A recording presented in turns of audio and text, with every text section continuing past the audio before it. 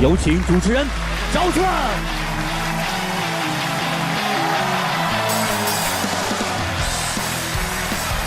谢谢现场的观众朋友，欢迎电视机前的观众朋友走进天津卫视的大型情感节目《爱情保卫战》，来看看今天请到的几位老师是谁？他们是著名的情感作家陆琪陆老师，欢迎陆老师；著名节目主持人莎娜老师，欢迎莎娜老师；来自华谊家庭的高级副总裁曲伟老师，欢迎曲老师；涂磊涂老师，欢迎涂老师。来吧，了解一下这对嘉宾朋友的基本情况，各位请看。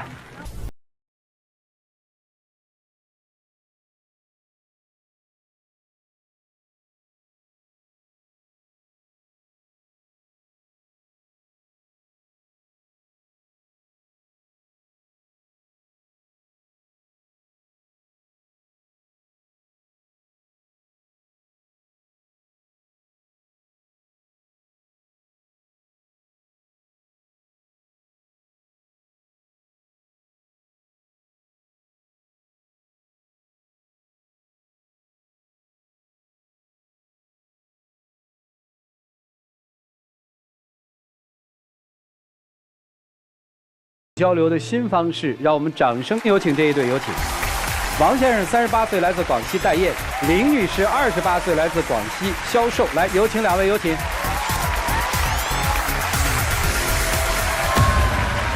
欢迎两位哈，怎么认识的呀？两位？我们俩是相亲认识的，去年11长假回家相亲。哦。之后我们就在家里面就确定了关系。10月的时候，他去东莞工作，我在广州这边做销售。哦。12月之后就经常会在一起嘛，1个星期过来一次，见面啊、约会啊，或者吃个饭，就等于说异地嘛。我就让他过来广州跟我一起工作。哦，我觉得他在东莞也是工厂里面工人，以后没有什么发展的，我想让他过来跟我一起。然后之后呢，他就辞职之后就过来跟我一起工作了。我就在食品公司里面销售主管，就底下也有几个业务员。然后呢，他过来也是跟我一起跑业务。刚开始的时候挺好的，然后呢，就1个月、2个月，我们就每个月月绩嘛，他就1个月比1个月差。有一次，我让他去跑一个单，本来我就谈得差不多了，我让他去，然后他回来之后，他跟我说搞砸了，然后第2天就叫别的业务员去，就做成了。我就觉得他工作上越来越怠慢了，就不想干的那种，就懒散又笨，就特别笨。其实我是不想过来的，是被他逼过来的。我在东莞那边做得好好的，你要当我不过来的话，他就要跟我分手。哦，以分手相逼，这您可没说啊。这个我当时就想，如果他在那边的话，他1个月2、3千工资，我在这边的话比他多一点，我就不想让他继续在那边没有发展嘛。后来这个销售做得怎么样了？后来他还是过来了，他过来之后就不积极。是。结果呢？这个单子没谈成，别人要谈成之后呢？之后他就跟我辞职呗，开会嘛，然后他就业绩特别差，在会上其实我就不愿意说他，越说他越不听，在会上我就给他面子嘛，然后回去之后我就在家里面跟他吵的，我小女生我就推他嘛，我就跟他就起冲突的那种，然后呢他就特别不服气的那种，就跟我说要辞职，辞职了之后呢，他就去一个发廊里面做洗头的，就跟人家洗头发。他觉得自己长得特别好看的那种，怎么了呢？这个洗头跟长得好看有关系吗？其实他就是刚开始就是跟人家洗头发，然后回来之后跟我说，这个小姐姐拿微信，那个小姐姐头发特别好看，就跟我回来刺激我，跟我讲这些。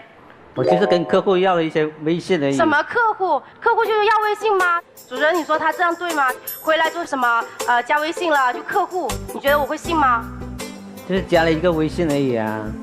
大家在外面都有朋友啊，就他就嫌弃，就跟我们跑业务，就档口里面就老大爷老大妈的，就不愿意，就出去就洗头发，他就说什么小姐姐，而且他工资特别高，他跟我说1个月能拿5000，然后拿工资回来拿现金，就拿现金回来5000，我说不可能啊，刚开始不是去做学徒嘛，1个月最多3000，到底有没有5000呢？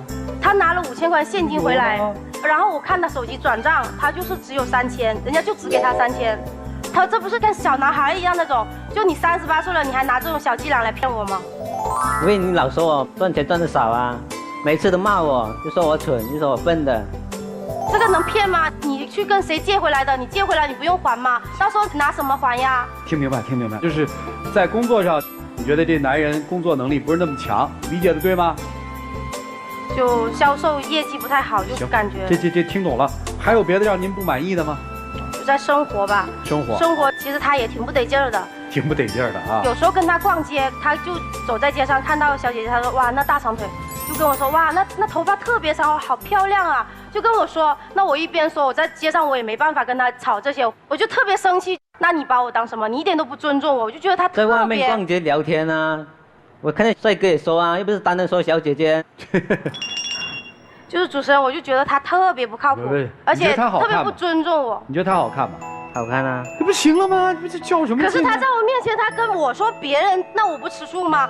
这情商低点啊！这事情他看不出来我吃醋，我觉得他特别笨，就工作上、生活上也是这样子啊，我觉得他特别笨，而且他在家里面也特别爱享受。有一天晚上，我就发现他在厨房里面拿着一大箱零食。我平时我就管他钱，我把他钱是管着的。他一个月我要高兴给他100，又或者不高兴给他50。为什么要给他？对，一个月就给100啊？为什么给他那么多？给他那么多？这么多啊！100万是吗？不算多嘛。他一个月100啊？交通费就已经差不多了呀。交通费。不是我一个月就给100。他爱喝酒，爱加小姐姐微信，钱在他手底下还能有吗？就所以说我管他钱。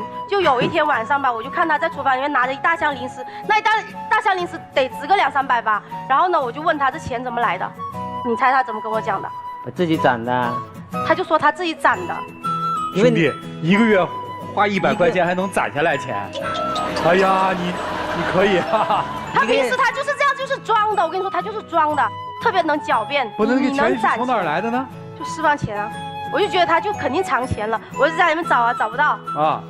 后来我就问他怎么会有这么多钱去借的还是怎么的，我就查他手机，一看从我手机每个星期转几百块钱去他手机里面，就转账，偷偷的转账，就那种。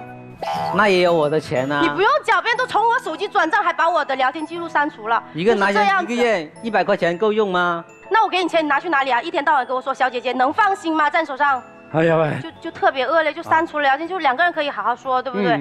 其实我管他，我也不希望。你发现以后你怎么制裁他呢？就那天晚上我就特别生气，我就过去我就推他一下，我说你滚回老家去，然后让他回去。然后他第2天他就给我留了一张纸条，他说回东莞工厂里面打工去了。然后那一次我就觉得是不是话说的比较重，就有点伤他自尊嘛。平时我也管他。然后呢，我就想，如果我不去找他，我们就完了，这一段感情就挽回不了了。其实我也挺珍惜这一段感情，我们一路走来，其实他还挺爱听我的，在家里面也乐意听我的。然后我就跟公司请了1个月的假去找他。之前他跟我说要领证，他也38了，也不小了，也想领证，我就想去把他接回来。后来他就回来好了，没有1个月，我们领证之后好了，没有1个月他又变了。对，你们俩领证了？对。你们俩不是夫妻了吗？等于。对。就是你让他滚了之后，你们俩结婚了。对。我就跟他商量了，领证他才回来的。逼他是吧？没有啊。今天干嘛来？我就觉得太草率了，跟他领证。想离婚。就感觉他太幼稚了，就过不下去了感觉。哎呀，你们双方父母知道你们俩结婚了吗？刚开始的时候，我们是瞒着父母领证的。现在呢？现在父母知道了。现在他让我回去跟他父母见面。我就觉得我不愿意，因为刚开始领证的时候，我跟他讲了，我不会回去，我就跟他说，结婚是我们俩的事儿，就不用回去见父母。可能就是我个人的个性吧，我不爱见父母，因为我之前也有过一段感情，就我以前男朋友本来就准备要结婚，见父母之后，他父母对我特别不满意，这就是我可能是我自己的一个阴影。所以我跟他谈好了不回去的，自己过自己的，就我们俩生活就在广州自己打拼这样子，帮他答应好的，就后来就突然就变了。哦，你想回广西过日子是这意思吗？是。你想留在广州继续发展是这意思吗？对。哦，现在对于这个婚姻你们俩怎么想？我感觉，如果他要我跟他一起回广西生活，那是不可能的。哦，那你怎么打算未来呢？我在广州也7、8年了，我可以自己，我不爱回家里面跟父母一起生活。你怎么打算嘛？这个还没有想过。你怎么想的呢？我本来想带他回去广西生活的，但是他说在广州7、8年了，他有自己的想法，又不想见父母。那你的想法是什么呢？我想说他跟我一起回去广西。你们俩现在结婚了，你知道吗？知道。就你们俩现在如果是分手的话，就叫离婚了，这个你理解吧？理解。所以你们俩今天来干嘛呢？我就不想跟他继续了。不是，离婚是这意思吗？对。不是，那你那时候为什么要跟他结婚呢？当时他回东莞，我觉得我还是挺爱他的，挺想他的，就跟他谈好了，不用回家里面。不是可以不回家吗？但是父母不也得见吗？毕竟你们结婚了吗？对，怕什么呢？这可能就是我个人的个性，就是你不太想对带他去见你的父母，是这意思吗？我也不愿意回去见他的父母。为什么呢？这我自己的阴影吧。不是，这不是夫妻2口子过日子吗？见见就好了嘛，然后你们再回广州就好了。他已经在家里面准备了婚房，已经筹钱去准备了，去建了个房子，让我回去跟他回去。他还跟我父母串通了，让我回去，就等于如果我现在答应他的话，我就得放弃我在广州这边打拼了这么多年，然后回去跟他生孩子，得几年之后回来，什么都不一样了。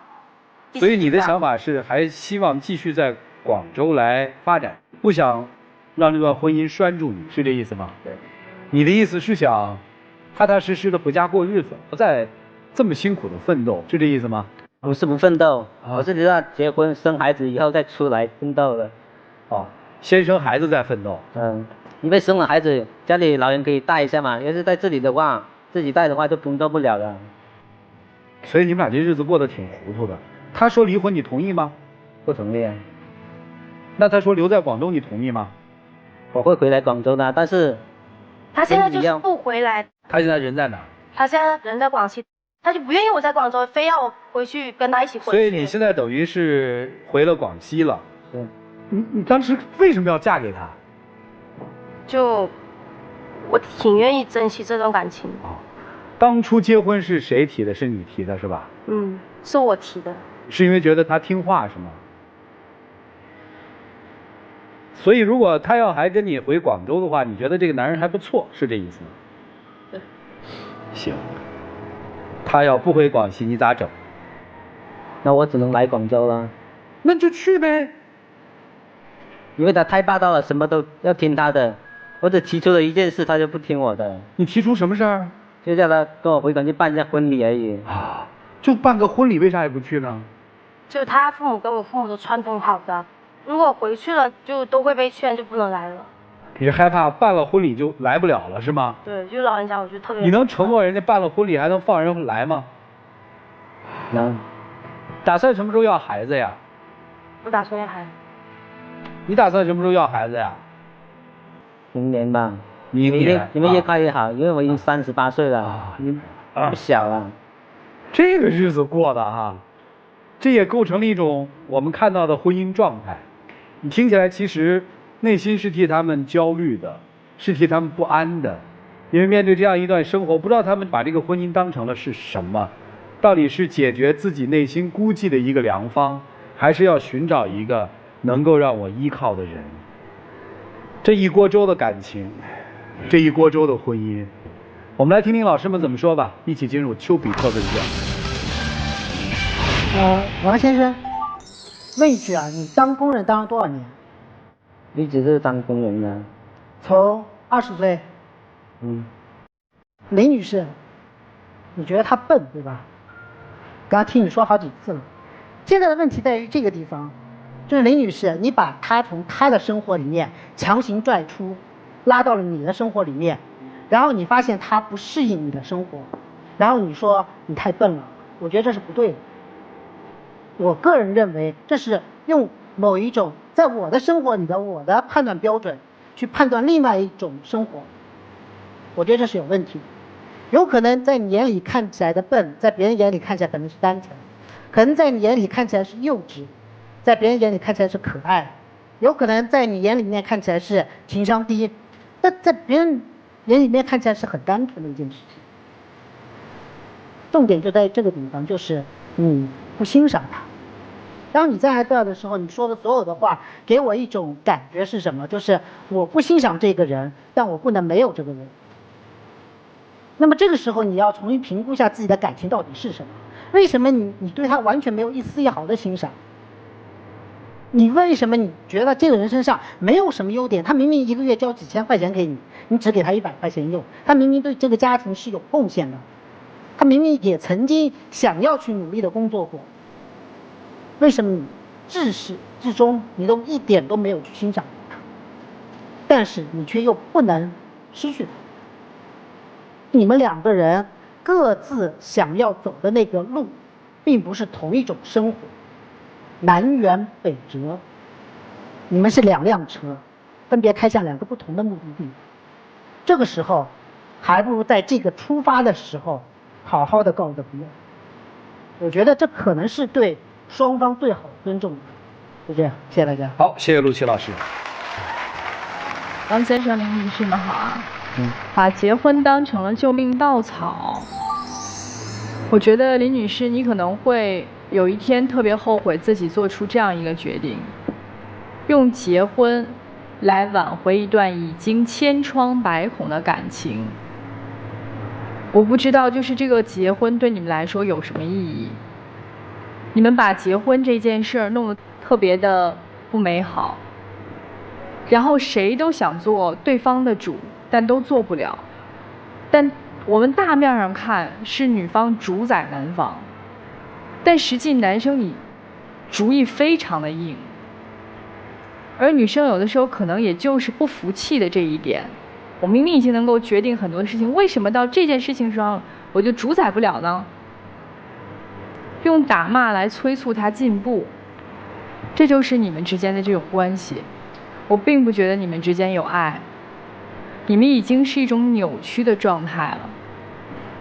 女生对待男生的这种状态就是，你只要不听我的，不服管，我就非打即骂。你自己应该好好想一想，你对他好吗？就我喜欢一个人，爱一个人，我最起码最基本的应该是我对他好，最基本的都没有。同样男生也一样，你对他好吗？听话就是对他好吗？不是，你根本不知道他真正想要什么。所以2个互相不懂，对对方都不好的人，然后还结婚了，冷静一下吧，双方都是。谢谢。好，谢谢沙大老师。其实我感觉到的更多的是你们相处的方式就是一种扭曲的。女生，你对她其实根本就看不起，你把你所有对她的这种不屑，全都通过笨、蠢、滚这种语言去发泄出来，她的伤害是非常大。种种极端的情绪，你又觉得自己好像又愧对于她，所以呢，你把这个领证结婚看的是一种管理她的手段。我打你一巴掌是不是？哎，我再揉揉你，结婚嘛，啊，领证嘛。但实则你根本就不想也不愿意让他作为你的丈夫，你只是在这种暴力管控的方式，用一个条件让他过来而已。所以你根本就不愿意去他那儿去办婚礼，也可能在你潜意识当中，或者在他的意识当中，真正的婚礼才能是我结婚的那种仪式感。所以现在看呢，你们根本就没有自己要结婚的感觉，种种的你们相处的方式就是一种扭曲的。一个女性对于男性这种不尊重，同样她也对你不尊重。你不给我100块钱吗？行，我这边偷偷再转钱。你们就在这互相制约着，互相抵抗着。而真正2个夫妻的关系不可能是对抗，这只是占有，只是管理与被管理。认清现在的状态吧，就这样。好，谢谢曲总。消耗，一直在消耗。兔子急了还咬人是吧？所以当你们结婚之后，这个男生固执的想要回到广西老家的时候，你是不是觉得他好像突然之间变了？是的。在广州打拼很寂寞吗？到了适婚年龄吧。啊，所以一定要有一个这样的男人陪着是吗？他跟你打工的其他男人相比有什么不同吗？他比较老实。那你喜欢老实还是不老实？你喜欢老实，你就要接受他的笨；你要喜欢不老实，你就要遭受可能的背叛。事实上，其实你脑海当中一直有个想法，你觉得这个男人融入不了广州那样的一个城市，对吗？那你结了婚之后，你是想回广西，还是在广州扎根儿？在广州。那你问过他想要的是什么？你想要的是在广州扎根儿，结婚生孩子。我想，但是我就是让他回去。我问你，你想吗？想。你觉得你能吗？不能，我会努力的。你真的会努力？那你们俩的目标是一致的呀。那你为什么不愿意陪他回广西就办一个婚礼呢？既然你们志向一样，那么希望就是一样。还是说你内心深处其实既看不上他，同时现在又离不开他？生活当中寂寞需要有人陪伴，又一直觉得他不是那个可以跟你一起奋斗的战友。你自己心里好好想想。我这个角度观察来看，我是认为在此时此刻，你必须要有一个这样的听话的男人陪着，但其实是你内心深处，你对于他跟你一起扎身广州，将来在广州生活、成立家庭和孩子，你是不太抱希望。你觉得这个男人不能，所以你也不能在这个时候需要他的时候，你就用婚姻给他希望。但事实上，你跟他之间又没有将来。一个人愿意奋斗，你就奋斗。一个人奋斗也没什么不好。如果你想有一盏灯为你点亮，你也得考虑这盏灯本身自己的感受。否则的话，将来你要是真的遇上一个跟你能够有共同志向，并且有相同能力的人，你把他放到哪里去呢？你自己想清楚，决定权在你自己手上。就这样。老师们在问你未来要什么生活的时候，其实我感觉到了你们的举棋不定。有没有想这两个人换一个角度，好好的在一起生活一段时间再说？就现在我们先把分开和不分开先放在一边，你们先踏踏实实的重新认识一下这个人，不以结婚为目的，认真的交往一下，因为这个目的对两个人来说都完成了。现在你们把这个目的扔掉，再试着静下心来的交往一段时间，彼此了解一下对方，看身上有没有足够吸引你的或者有魅力的地方，叫重新发现一下对方，然后我们再考虑分开还是继续。因为我是觉得大概在他们整个交往的过程当中，双方的目的性都太强了。我为了娶你什么都可以做嘛，我要有一个婚姻，跑了之后我觉得我这个结婚对象没有了，不可以，我要完成一种仪式化的东西。所以真的结合在一起的时候，两个人发现要实在往日子里走的时候，不知道该怎么办了。试着再过一过，把那个目的全扔掉的试一下，好好生活好吗？想让他留在身边，要学会去爱他，而不是迁就他，委屈自己。听得懂吗？接下来一起进入真情6审。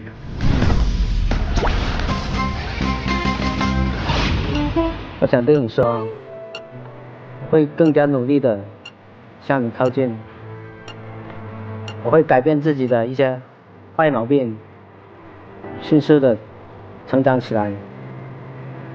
希望你给我一次机会，不要跟我分开。我想对你说的是谢谢你。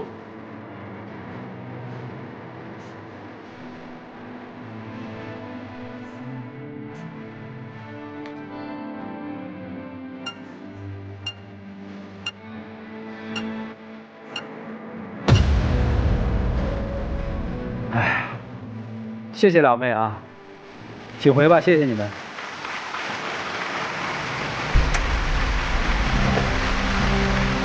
来，请关门。从我的角度来说，我是真的希望他们再试一试，因为对于这两个人来说，其实都是没有完全长大，在思想和价值观上没有完全形成。也许沉一沉对他们来说不是坏事。看看他们自己的选择，请开门。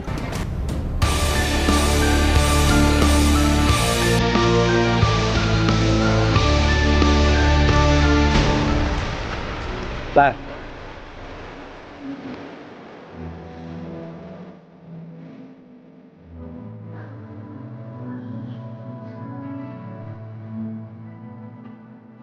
想到这个结局了吗？没有想。回去冷静一下啊。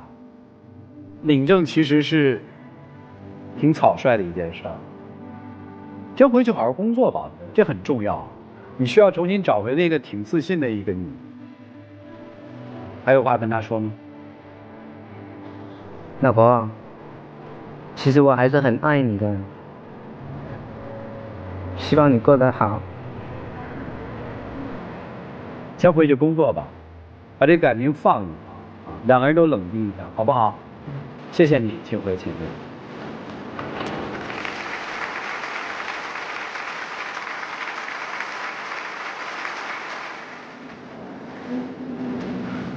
女嘉宾说谢谢你的时候，心里面咯噔就一下，特别害怕看到这样的结局。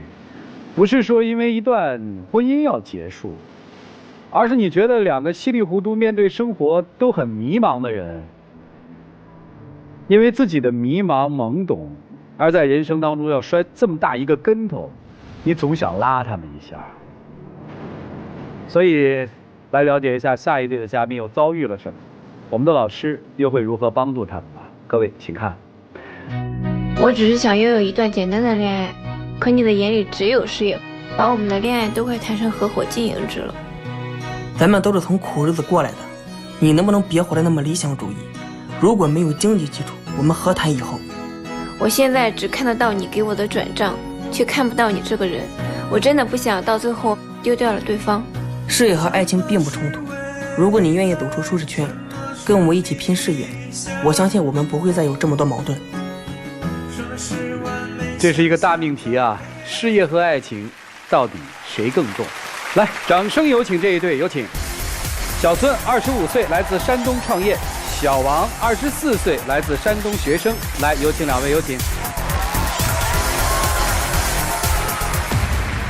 欢迎两位哈，大学同学对吧？对对，谈了3年了。对对啊。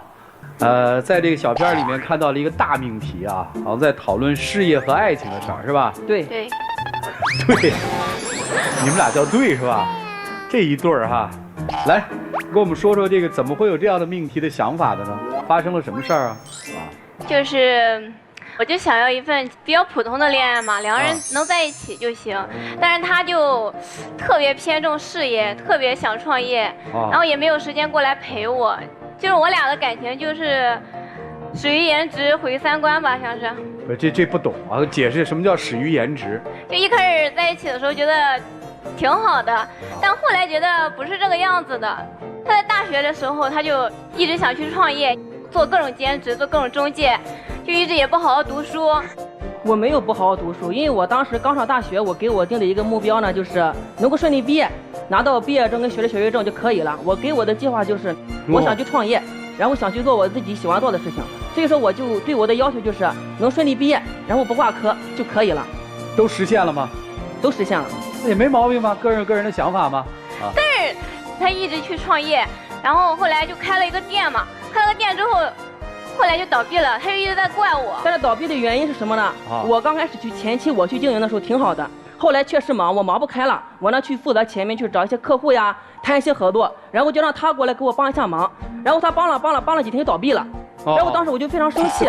我做的时候呢是挣钱的，然后他做的时候呢赔钱也没关系，但是给做倒闭了，当时我就很生气。他让我过来帮忙，他也不好好教我，然后倒闭了之后，他就把责任全都推到我身上。但我跟你说过，我是跟他说过的，我说第一个呢，你就先负责好这个运营，因为当时呢就是提供的原材料那个供应商，我让他看好别有问题就行了。第二个呢，你放一些时间在上面，他的时间永远是学习很重要，陪舍友很重要，在宿舍很重要，但是奶茶店呢基本上都不大去。所以说很快就赔本，然后顾客越来越少，然后店就倒闭了。我也是学生呀，我也要学习啊。那我想你分一些时间在这个我们的这个奶茶店，它也很好呀，但是你不愿意把时间往这上面放呀。这个咱们不讨论这个经济问题啊，这个我也不太懂，反正就是倒闭了啊。那在之后我就上学嘛，就考研，他就去创业，那就我们两个人聊的东西都不一样，就我聊上学的事儿，他聊创业的事儿，我聊的他不懂，他聊我不懂，我俩就感觉没话聊了。就商量一起去旅游嘛，两个人都做好了规划，当时我俩就特别兴奋。去云南旅游，就是把我们关系拉起来的。然后在去的前一天晚上，他就跟我说，他说去不了了，让自己一个人去吧。因为我那个朋友他是临时来找我，然后是这么个事儿，是有事儿，因为他当时呢找我去应酬，我们刚开始就开了一个公司的，然后前一天需要我去签合同谈合作，大约需要3到4天的时间，然后我是提前1天跟他去讲的，我说我可能真的去不了。那你是提前1天给我讲吗？那你是通知我呀。那我也没有办法呀，因为那个项目是我负责的，我得去呀。所以说我提前跟你商量一下，我说咱晚几天去，不也行吗？那你根本就没有做好你的时间管理啊！你知道这几天就有事情，那你为什么还要让你的合作伙伴过来呀？那他来找我，我也没有办法，因为那个本来就很紧急，那个项目需要我签字，需要我去聊，我去谈。那除了我，别人又不能代替，那我也没有办法，我就跟你去讲了嘛。就这样，我就特别生气嘛，我就自己一个人去了云南。自己去了？对，自己去了。他就说嘛，你自己去吧，然后回来我们再说。我去了，我特别生气嘛，因为我当时就说了一句气话，那你这一去到好，手机关机7天，那我给你打电话也找不到你。那你想找我，你总有1万种方法来找我呀。没事，咱俩吵架，打电话你关机，微信拉黑，电话直接拉黑，然后就关机，我怎么找啊？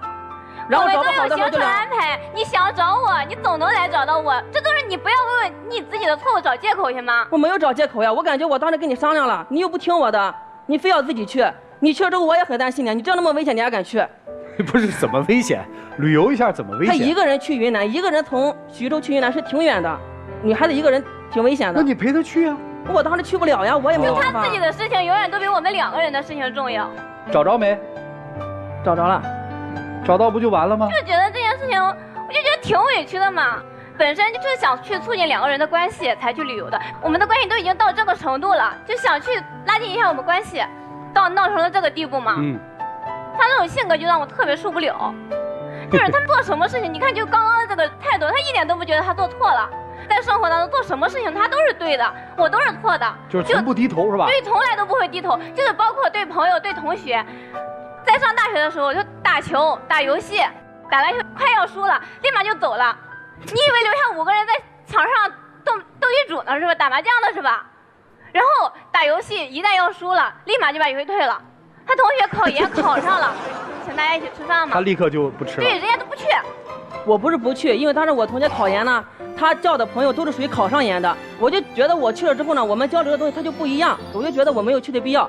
他们讨论的很多东西啊，跟我想的他根本就是不在一个方面上，所以说我就没有去，我就给推掉了。我觉得我也没有去的必要，你们都考上了挺好的，我特别恭喜你们。那我觉得是人都有长处嘛，你以后虽然方向不一样，但是你学学人家的长处，人家的好处不行吗？又不是说你以后未来总是身边一直都是创业的人。那我觉得我有我自己想去学的东西，我现在研究的东西呢，想去做的，它可以带给我想要的，就挺好的呀。我有我的规划。是。他不仅对朋友这个样子，你知道吗？他对我也是这个样子。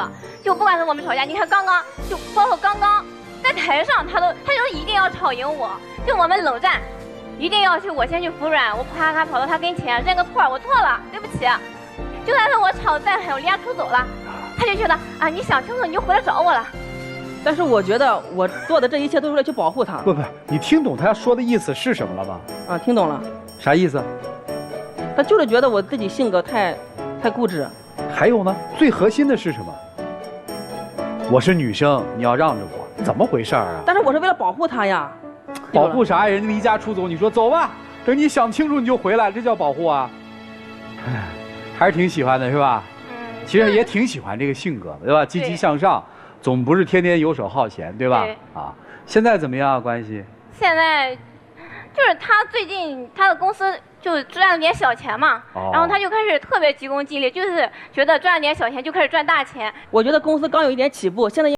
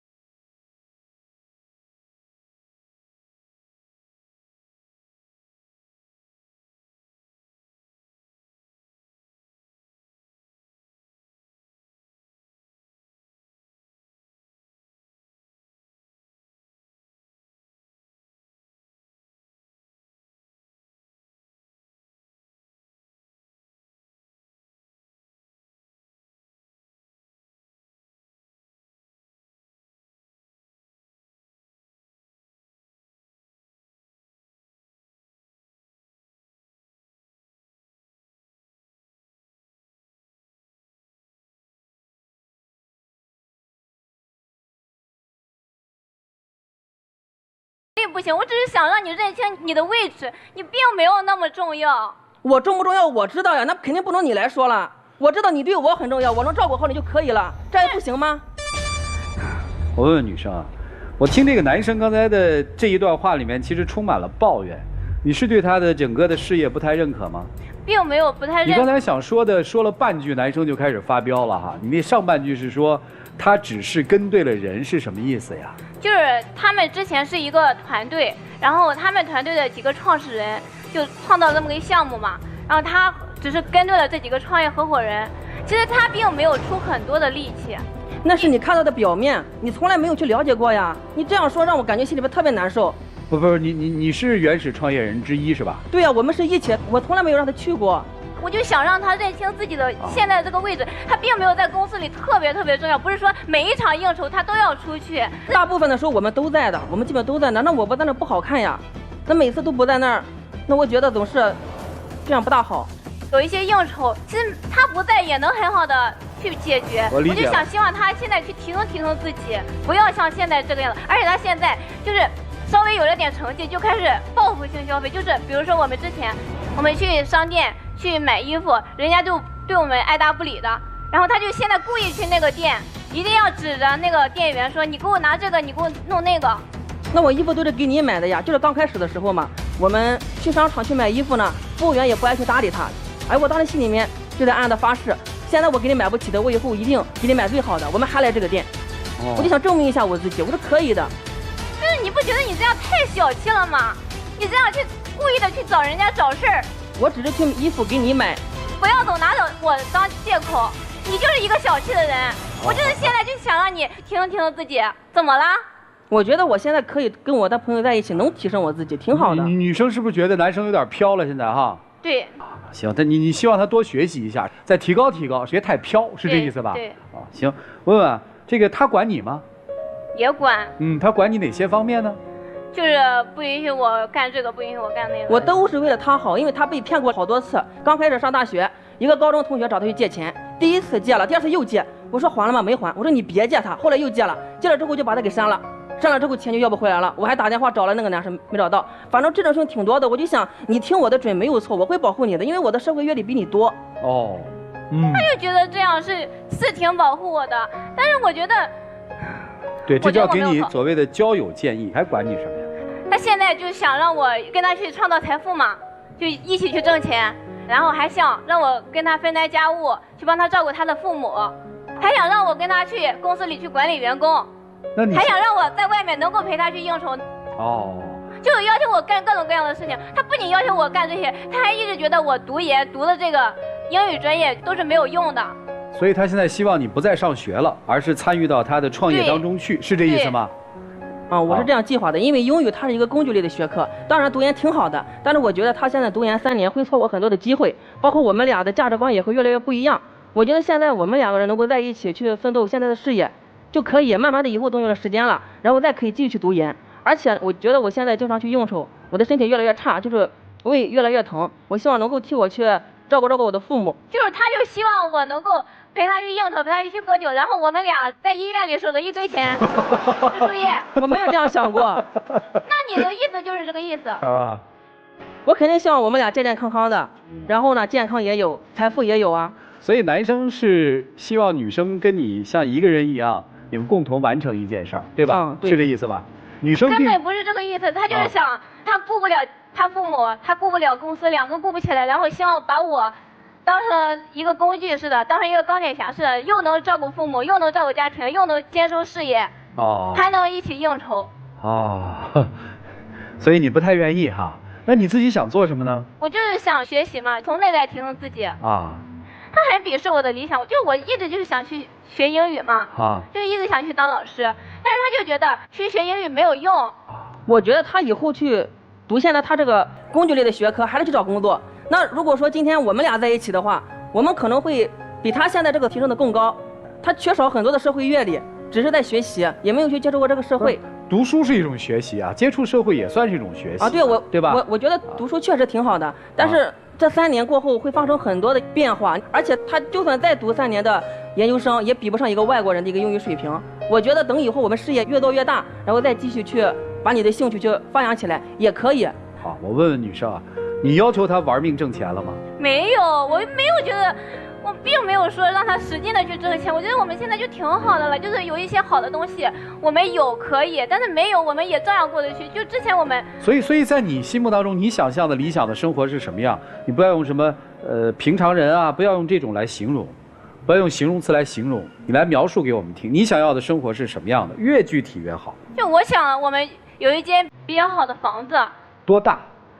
不大，90来平方、100来平方就行呀。啊，不大啊，100多平的房子，还有呢？然后我们就安安稳稳的过正常人的安稳的标准和正常人的生活的标准是什么？咱把它弄清楚啊。就是正常花销就行，没有必要不追求过于高的一些品质的一些生活。那你知道100多平的房子大概需要多少钱吗？不知道。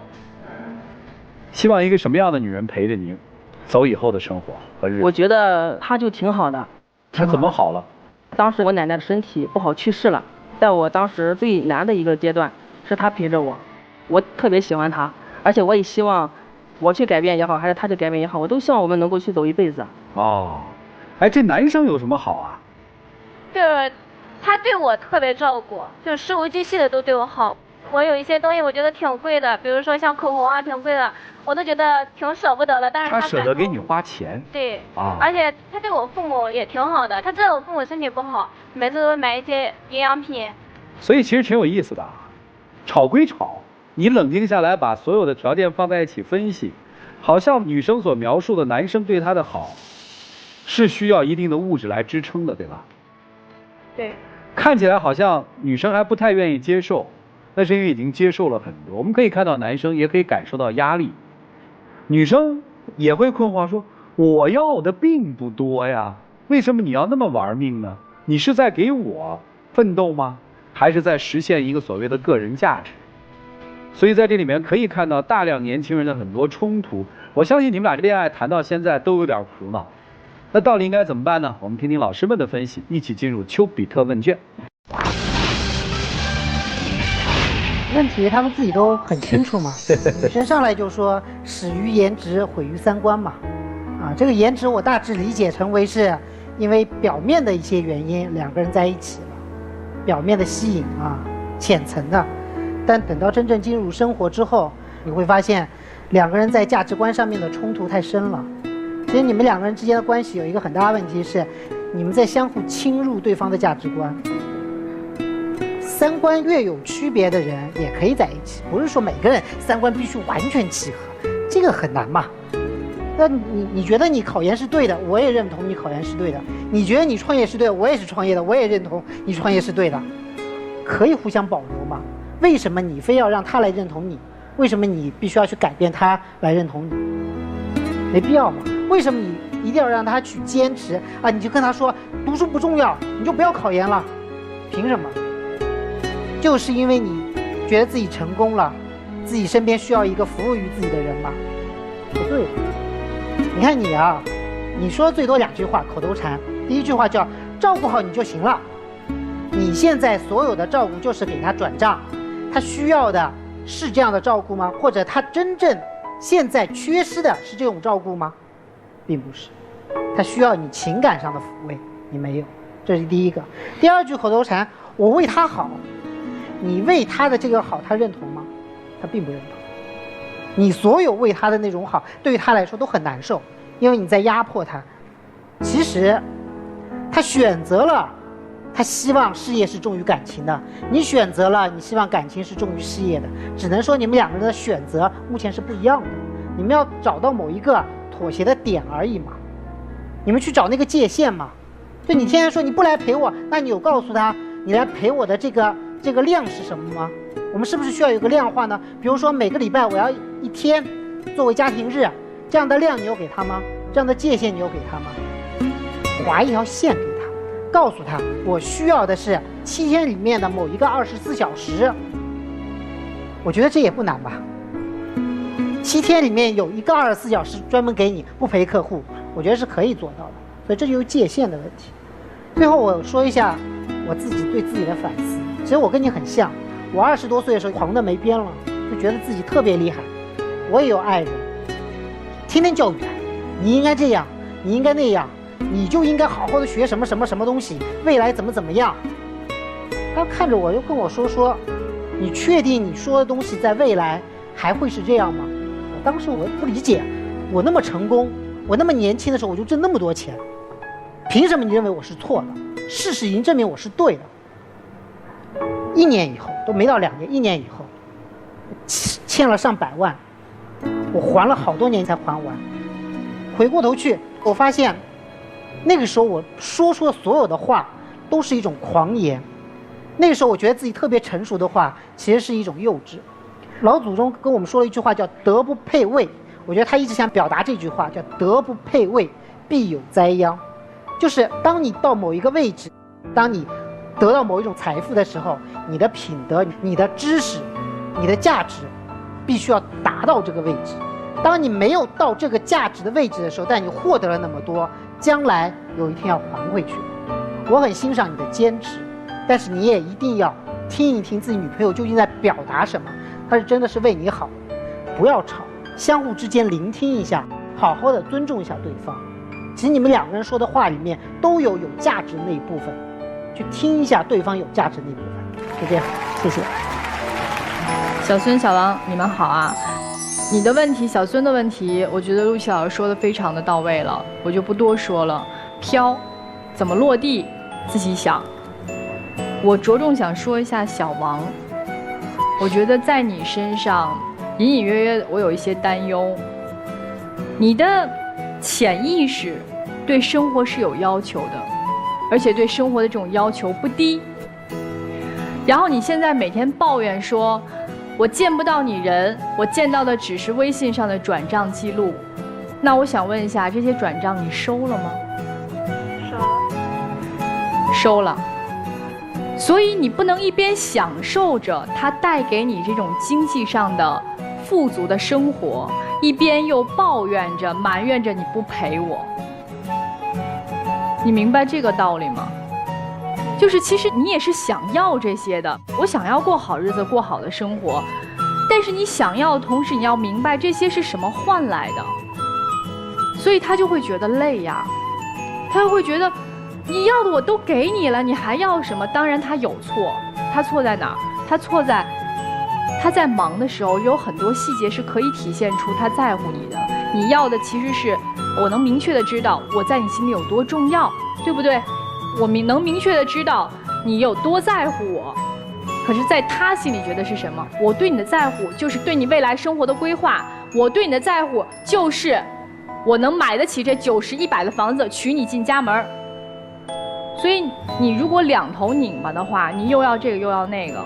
现在在他这个年龄阶段，在这个时候他做不出选择。他现在的事业在上升期，你要干什么？你要充实你的生活啊！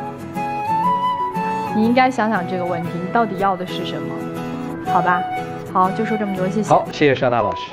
来，徐总，男孩膨胀了，你可以说是一定意义上是少年得志，但是我们少年得志不能得意，得意不能忘形，甚至于就会忘本。没错，你是在创业，在事业上有所成就，但是你最怕的一件事是什么？告诉我，你最怕什么？怕失败。对，你怕失败，所以容不得任何可能会指责你会失败，或者说比你强的人存在。你把他们自动的屏蔽掉，他们不是不在，危险风险一直都在，但是你不能接受，这是你内心的不自信，对不对？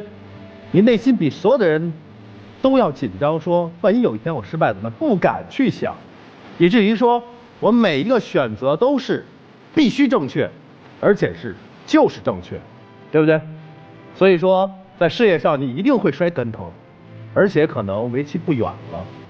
所以你现在最需要做的是什么？静一静，自己到底是谁？你这么做到底是为了什么？先摆清楚自己的位置，自己是谁的时候，你再去认清周围的人是谁。他是你的爱人，你今后是想给他一切，并且想跟他结婚的，对不对？他的话你听不听啊？行。他的感受你需不需要去考虑啊？需要。但是现在你做了吗？没有。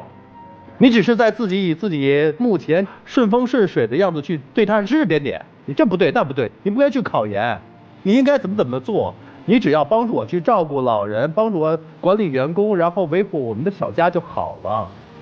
你忘形了，得意忘形了。爱情当中是平等的，他是你们爱情当中必不可少的那个合伙人，而你把他当成什么了？下属、员工，千万不要把家庭和事业中间的角色混淆，不要把自己的那个所谓一时的成功，爱情当中凌驾于他之上。你需要冷静。女孩呢，你需要更加的独立。刚才沙拉老师已经说了，那些钱你收了，对不对？气上你就弱了，势上你也就矮了一头，对不对？如何让自己独立，并且让他看重你呢？就是你有你自己独立的经济生活价值观，你会作为他的一个伴侣，时刻点醒他，你有点膨胀哦，你飘啊，你落地啊，对不对？如果你真正爱这个男人的话，就不要再说我的房子车都要他来，不是你们俩共同来组建你们的幸福，明白吗？明白。就这样。好，谢谢曲总。好的男人是成败都能受，好的女人是好日子坏日子都能过。你觉得你是好坏日子都能过的人吗？我觉得我是。你觉得你是？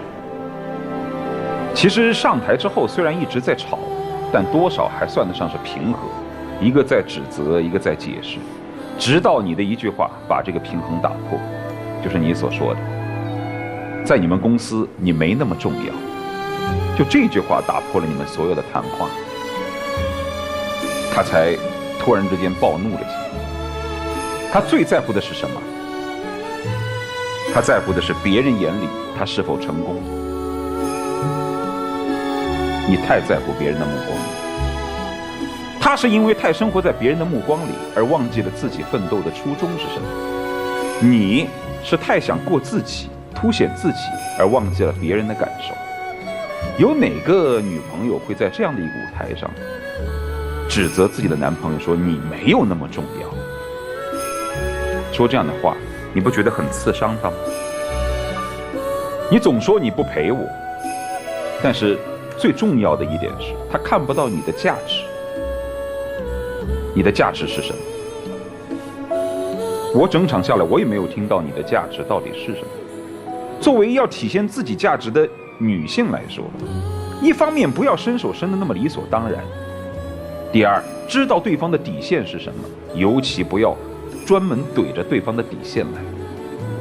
其实说句实在话，他内心更渴望得到的是你很优秀，但你在别人心目当中永远没有在我心目当中那么重要。你要传达的应该是这个，你要传达的不是说以否定你的方式说你不行，你没那么重要，只有我才愿意守着你。你不是用这样的方式来表达。还有一点，你别让男生不知道你到底想要什么，你必须要有你非常强烈的需求。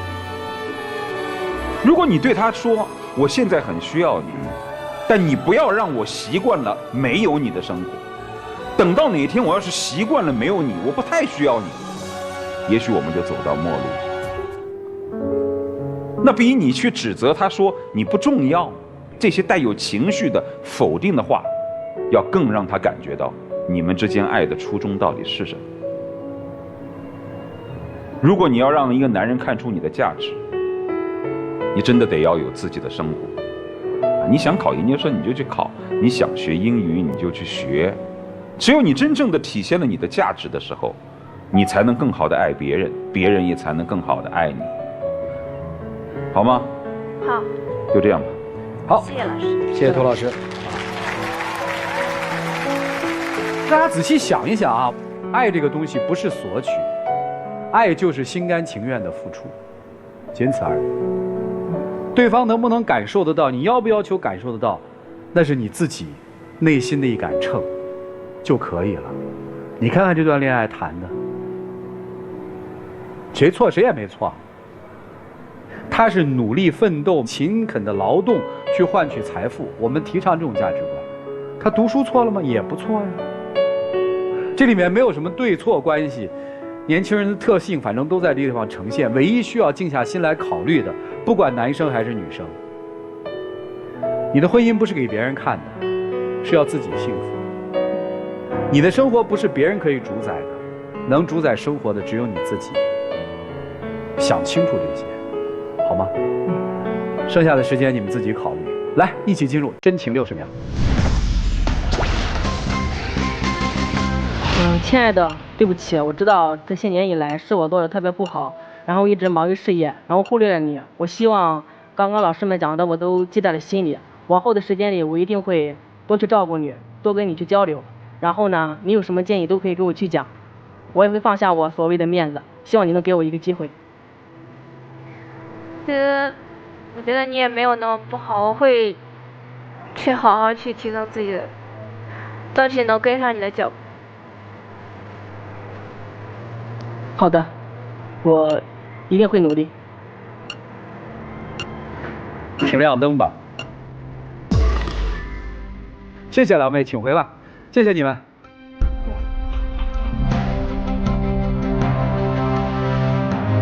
来，请关门。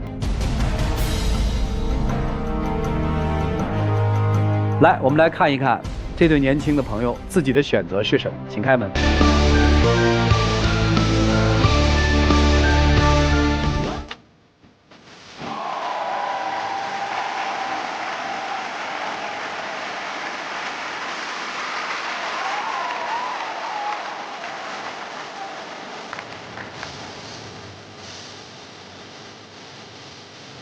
来，有请我们的小花童，有请。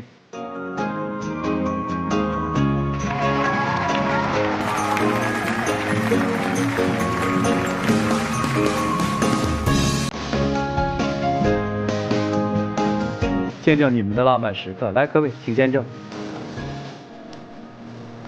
亲爱的，谢谢你这么多年一直陪着我，然后无论在我成熟还是幼稚的时候，你都一直在我身边。往后的时间里，我希望我们两个人可以一起去奋斗，一起去提升。我也会特别听你的建议，包括老师们刚刚讲的，我都记在了心里。希望你以后可以多多监督我。嫁给我吧。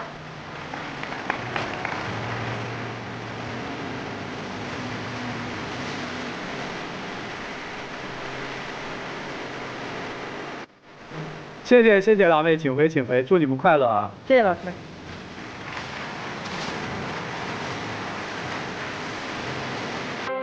有精英网友提问说，我们恋爱快6年了，基本5年半都是异地恋。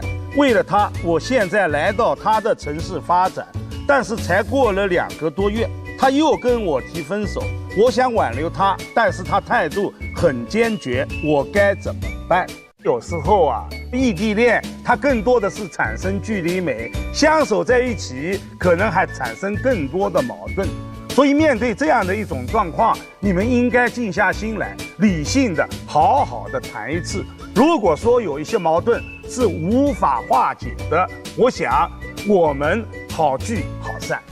我们节目组的唯一官方报名热线是022-2360-6301，请有情感困惑的观众朋友来电报名，我们不收取任何费用，小心被骗。再一次的谢谢现场以及电视机前观众朋友的收看和陪伴，我们下期节目再见，谢谢大家。